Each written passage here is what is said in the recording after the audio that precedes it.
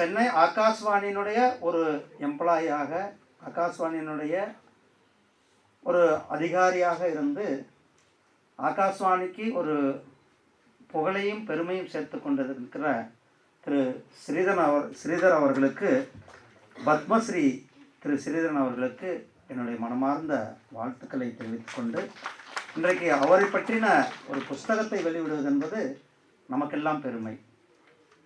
ஏன்னா ஒரு சாதாரண மனிதர் அல்ல. திரு ஸ்ரீதரன் அவர்கள் பல சாதனைகளுக்கு சொந்தக்காரர், பல கண்டுபிடிப்புகளுக்கு சொந்தக்காரர், பல இன்னோவேஷன்களுக்கு சொந்தக்காரர். அவர் மத்திய அரசாங்கத்தால், மாண்புமிகு பிரதமர் திரு நரேந்திர மோடிஜி அவர்களுடைய தலைமையிலான அரசாங்கத்தால் அவருடைய சேவைக்கு ஒரு பெரிய கௌரவம், அந்த கௌரவத்தை பத்மஸ்ரீ அவார்டு விருது கிடைத்திருக்கின்ற அந்த பெருமை தமிழனாக, ஒரு இந்தியனாக நமக்கெல்லாம் பெருமை சேர்த்திருக்கிற ஆகாஷ்வாணியினுடைய குடும்பமாக அவருக்கு என்னுடைய மனமார்ந்த வாழ்த்துக்களை தெரிவித்துக் கொள்வதோடு, இன்றைக்கு அவருக்கு பாராட்டு மற்றும் அவருடைய புஸ்தகத்தை வெளியிடுவதற்கு என்னோடு வந்திருக்கின்ற திரு ராஜீவ்குமார் ஜெயின் அவர்கள், இங்கு வரவேற்புரை ஆற்றியிருக்கின்ற ராம்பத்ரன் திரு வெங்கடேசன் அவர்கள், காணொலி வாயிலாக திரு ஸ்ரீதரன் அவர்களை வாழ்த்திய திரு சுபோஷ் சென்குத்தா அவர்கள், ப்ரொஃபஸர் கேஜி சுரேஷ் அவர்கள், திரு சந்திரன் சேகரன் அவர்கள், புஸ்தகத்தினுடைய எழுத்தாளர் திரு என் சுந்தரமர் அவர்களை பற்றி சொல்லியிருக்காங்க. நான் கோயம்புத்தூர் ஏர்போர்ட்டில் இருக்கும்பொழுது அவங்க 2 பேருமே சந்தித்து, இது மாதிரி புஸ்தகம் வெளியிடணும், நம்ம சென்னை ஆகாஷ்வாணியில் தான் வெளியிடணும், நீங்கள் டெல்லியில் வெளியில வேற எங்கேயும், நம்ம சென்னை ஆகாஷ்வாணியில் வெளியிட்டால் தான் அது சிறப்பாக இருக்கும் அப்படின்ட்டு, இங்கேயே தான் வைக்கணும், அதுக்காக நம்ம 1 மாதம் 2 மாதம் டிலே ஆனாலும் கூட பரவாயில்ல, நாம் சென்னையில் இந்த நிகழ்ச்சி, அதுவும் ஆகாஷ்வாணியில் இந்த நிகழ்ச்சி வைக்கணுன்ட்டு 2 பேரும் கேட்டுக்கிட்டாங்க. இன்றைக்கு அந்த நிகழ்ச்சி, இந்த புஸ்தகத்தை நாம் இங்கு வெளியிடுவது நமக்கு பெருமை. அதே போல் திரு ஆசிஷ் திவாரி அவர்கள் இந்த புஸ்தகத்தை வெளியிடுவதற்கு முதல் காப்பி வாங்கியிருக்கிறாங்க. திரு ஸ்ரீதரன்ஜி அவங்க இதுக்கு முன்னால் எனக்கு பின்னால் உரையாற்றிருக்கிறாங்க. திரு சுதர்சன் அவர்கள் ஹெட் ஆஃப் த ப்ரோக்ராம் நன்றி உரை சொல்ல இருக்கிறாங்க. மோடிஜி அவர்களுடைய தமிழ் குரலை நாம் கேட்டிருப்போம். இவருடைய இந்தியா முழுவதும், தமிழகம் முழுவதும் இந்த அருமையான நிகழ்ச்சி innovations in Indian public service broadcasting என்ற அந்த அழகான புத்தகத்தை டாக்டர் என் சுந்தரம் அவர்கள், ரொம்ப மூத்தவர், நிறையா யூனிவர்சிட்டியில் ரிஜிஸ்டராக இருந்திருக்கிறார், பல புஸ்தகங்களை எழுதியிருக்கிறார். அவர் இந்த புஸ்தகத்தை எழுதியிருப்பது எப்படி 1970களில் எல்லாம் ஒரு புதுசாக ஒரு டெக்னாலஜி அல்லது ஒரு புதுசாக இன்னோவேஷனை வந்து நாம் அறிமுகப்படுத்தினாலே பல கேள்விகள் வரும், பல கொஸ்டின்ஸ் வரும். இது எப்படி சாத்தியம், இது எப்படி சாத்தியம்? ஆனால் அதையெல்லாம் சாத்தியமாக்கி காட்டியிருக்கிறார் திரு ஸ்ரீதரன் அவர்கள். அது அழகாக நம்மளுடைய புஸ்தகத்தில் கொண்டு வந்திருக்கிறார் திரு சுந்தரம் அவர்கள். பல ஆசிரியர்கள், பல பேர் அதுக்கான, ஆனால் ஒரு ஃப்ராங்காகவும் ஒரு விஷயத்தை சொல்லியிருக்கிறார். என்ன ஸ்ரீதரன் செஞ்சிருக்கிறாரோ அதையும் சொல்லியிருக்கிறார். அதே போல் மற்றவர்கள் என்ன கான்ட்ரிபியூஷன் பண்ணியிருக்கிறாங்களோ அதையும் கூட இந்த புஸ்தகத்தில் ஒரு வெளிப்படையோடு அவர் மற்றவங்களையும் பாராட்டியிருக்கிறார்.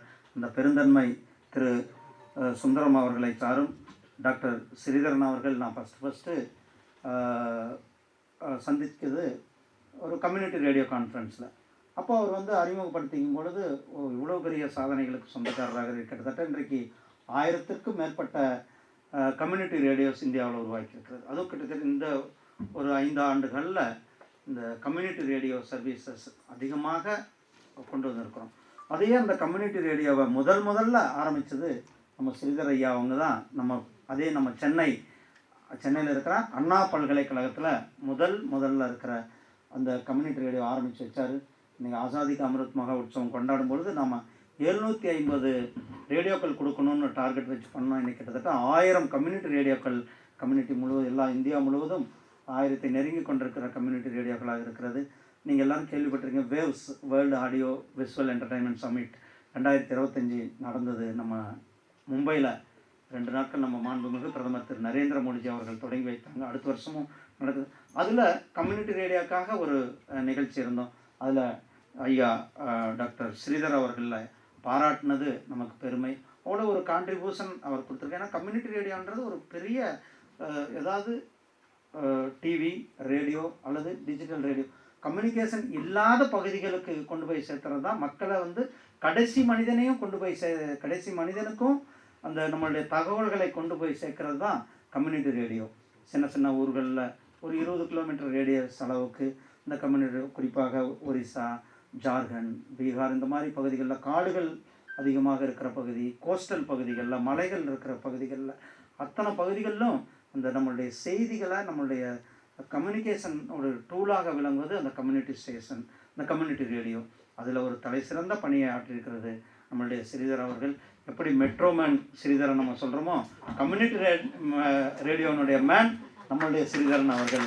நமக்கு அந்தளவுக்கு கம்யூனிட்டி ரேடியோவுக்கு ஒரு மிகப்பெரிய ஒரு சாதனைகளை சொல்லியிருக்கிறாங்க. அதே போல் டாக்டர் சுந்தரம் அவர்கள் இந்த நூலில் இன்னொரு சில சாதனைகள் குறிப்பிட்டிருக்கிறாங்க. அதில் திரு மெல்வின் டி மெலோ அவங்க தயாரித்த லைன்ஸ் ஆஃப் கிர் ஃபாரஸ்ட், இது ஒரு வானொலி ஆவண நிகழ்ச்சி. இந்த நிகழ்ச்சியில் எப்படி சிங்கங்கள் கிர் ஃபாரஸ்ட்டில் ரியலாக அவங்க அந்த சிங்கங்களுடைய உருமலை வந்து நமக்கெல்லாம் கொடுத்தது. அதுக்கு வந்து 1960 ஒரு பெரிய தலை சிறந்த விருதையும் கிடைத்து ஒரு அங்கீகாரம் கிடைத்தது. அதை பற்றியும் கூட நம்மளுடைய சுந்தரமையா அவர்கள் தன்னுடைய புஸ்தகத்தில் சொல்லியிருக்கிறார். அதே போல் திரு ஆர் மகாதேவன் அவர் தயாரித்த வெற்று ஒளி அல்ல மழலை ஒளி, குழந்தைகளினுடைய ஒளி, குழந்தைகளினுடைய சைகை, குழந்தைகளினுடைய ஒளியை பற்றி அவங்க என்ன சொல்ல விரும்புகிறாங்க, அந்த குழந்தைகளை வந்து பெற்றோர்கள் எப்படி புரிந்து கொள்ள வேண்டும் என்பதை அழகாக சொல்லியிருக்கிறார். அதையும் இந்த புஸ்தகத்தில் பதிவு செய்திருக்கிறாங்க. அதே மாதிரி நம்மளுடைய டாக்டர் ஸ்ரீதர் ஐயா அவர்களுடைய அவங்க 2 பேருடைய நட்பு, அந்த சுந்தரம் ஐயா அவங்க ஸ்ரீதரன் ஐயா அவர்களுடைய நட்பு நான் கோயம்புத்தூர் ஏர்போர்ட்டில் பார்த்தேன். ஏன்னா அவர் சேலத்துக்காரர், இவர் கோயம்புத்தூர்காரர், நான் நாமக்கல்காரர். 3 பேரும் ஒரே இடத்துல சந்தித்து இந்த புஸ்தக வெளியீட்டுக்கு அவருக்கு பாராட்டுறதுக்கும் தேதியும் குறித்தது ஒரு பெருமை. நாமக்கல் பழைய சேலம் தான், முன்னாடி ஒரே சேலமாக இருந்தது தான் நாமக்கல். அதனால் அவங்க அந்த வானொலியில், தொலைக்காட்சியில் அவருடைய ஆற்றிய சேவை ஒரு மிகப்பெரிய சேவை. டாக்டர் ஸ்ரீதரன் ஐயா அவருக்கு இந்தியாவில் தலை சிறந்த விருது பத்மஸ்ரீ அவார்டு கொடுக்கப்பட்டிருக்கிறது. அது ஐயா கூட ஒரு சின்ன வருத்தம் இருந்தது அவார்டு கொடுத்தப்போ, என்ன தமிழ் மீடியாவில், ஆனால் ஐயா பக்கத்தில் டெல்லின்னு வந்துருச்சு. ஐயா அவனுடைய பேரில் டெல்லின்னு வந்ததுனால தமிழ் மீடியா ஒரு விதத்தில் அவங்க ஒரு டெல்லிக்காரர்னு நினச்சிட்டாங்க. அப்புறம் தான் எல்லாருக்கும் நாங்கள் எங்கள் ஆஃபீஸ்லேருந்து கூப்பிட்டு சொல்லி, அவங்க வந்து தமிழ்நாட்டுக்காரங்க, தமிழகத்திற்கு பெருமை சேர்த்திருக்கிறவங்க, அவர்களுடைய பெருமையை நாம் வெளி உலகத்துக்கு கொண்டுட்டு போக வேண்டும் அப்படின்றது. அப்புறம் உடனடியாக நம்மளுடைய தமிழ் மீடியாக்கள் எல்லாம் கூட அந்த விஷயமானது தமிழர் ஸ்ரீதரன் ஐயா அவருக்கு ஒரு மிகப்பெரிய அங்கீகாரத்தை கிடைத்திருக்கிறது என்பது. அதே போல் பல்வேறு வானொலி, காலாவதி என்ற அந்த நாடக நிகழ்ச்சி, மக்கள் மேடை நிகழ்ச்சி, இப்படி பல நிகழ்ச்சிகளையும் அவர் கொடுத்ததோடு இல்லாமல் அவர் அறிவியல் செய்தியாளராக இருக்கும் பொழுது அறிவியல் அரங்கம், அறிவியல் பூங்கா, ஏன் கிராம வானொலி அறிவியல் அரங்கம் அப்படின்ட்டு பல, அவளின் ராகங்கள், விண்மீன் அறிமுகம், leap into space, radio science club, தொலைபேசி இணைப்புகள் மூலம் வானொலி நாடகம், சயின்ஸ் சம்மேளன், டெலிமிட், இப்படி புதுசான டெலிகான்ஃபரன்ஸ், ரேடியோ டேட்டா, விஞ்ஞான் விதி, ஹாலிஸ் காமெண்ட், ரேடியோ மேத்தமேட்டிக்ஸ், இப்படி புதுசாக தன்னுடைய திறமையை வெளிக்கொண்டு வந்திருக்கிற நம்மளுடைய ஸ்ரீதரன் ஐயா அவங்க. அதே மாதிரி போட்காஸ்ட்லேயும் Gyan Darshan, Gyan Vani, Edusat, Gyan satellite, Anubhav podcast, Sainik Vani podcast, அப்படி ஓய்வு பெற்ற பிறகும் கூட தொடர்ந்து அவர் தன்னுடைய சேவையை இந்த துறைக்கு செய்து கொண்டிருக்கிறார். அவரை வாழ்த்துவதற்கு எனக்கு வயதில்லை. அவருக்கு கடவுள் நல்லா இன்னும் அவர் பெரிய சாதனைகள் புரிய வேண்டும். மென்மேலும் இந்த துறையில், ப்ராட்காஸ்டர் துறையில் பல சாதனைகளை புரிந்து தன்னுடைய நீண்ட ஆயுளோடு இன்னும் நல்ல சேமமோடு அவர் வாழ வேண்டும். நல்லா இன்னும் சேவைகள் நிறைய செய்ய வேண்டும். அவர் குடும்பத்தினர்கள்லாம் வந்திருக்காங்க, அவங்க பிரதர் வந்திருக்கிறார். அவர்கிட்ட கேட்டேன், என்னுடைய குடும்பம்லாம் அமெரிக்காவில் இருக்குது, நீங்கள் அமெரிக்காவுக்கு போகலையான்னு.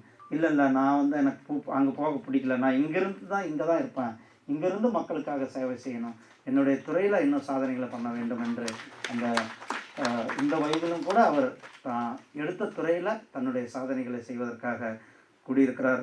அவர் தொடர்ந்து பல சாதனைகளை செய்ய வேண்டும் என்று இந்த அருமையான நேரத்தில் கேட்டுக்கொண்டு, இந்த நிகழ்ச்சிக்கு வருகை தந்திருக்கின்ற அனைத்து அனைத்து சகோதரர்களுக்கும், சகோதரிகளுக்கும், மீடியா சகோதரர்களுக்கும், ஆகாஷ்வாணியினுடைய எம்ப்ளாயீஸ், ஆஃபீஸர்ஸ், இந்த நிகழ்ச்சி ஏற்பாடு செய்த அனைவருக்கும் கூட என்னுடைய வாழ்த்துக்களை தெரிவித்துக் கொள்கின்றேன்.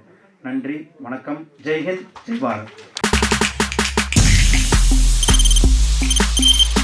தவிர்க்க முடியாத தம்ப்நெயில்ஸ், கலக்கலான கண்டென்ட்ஸ், சினிமாவும் சீரியஸ் பிரச்சனைகளும், பல வருடங்கள் இடைவெளிக்கு பிறகு இந்த படத்துல ஒரு கலகலப்பும் கைகலப்பும். Me too, love you. Thank you so much. Mass ஏத்துறது போயிட்டே தான் இருக்காரே தவிர பிரேக்கே இல்லாமல் பிரேக்கிங் நியூஸ் சொல்லும் தந்தி டிவி ஆப். இன்ஸ்டா தலைமுறை வரை இறங்கி அடிக்கும் தந்தி டிவியின் டிஜிட்டல் எக்ஸ்க்ளூசிவ். அது தண்ணிக்குள்ள போகும்போது ஹேங் ஆயிடுச்சு. உங்களுக்கு விஜய் சார் எந்த அளவுக்கு ரொம்ப பிடிக்கும்? Of course, Malayalis are huge Vijay sir fans. ரெண்டு பேருமே ரொம்ப பிடிக்கும் எனக்கு. தந்தி டிவி ஆப்பை இலவசமா டவுன்லோட் செய்யுங்க. ஃபாலோ பண்ணுங்க, சப்ஸ்கிரைப் பண்ணுங்க, என்ஜாய் பண்ணுங்க.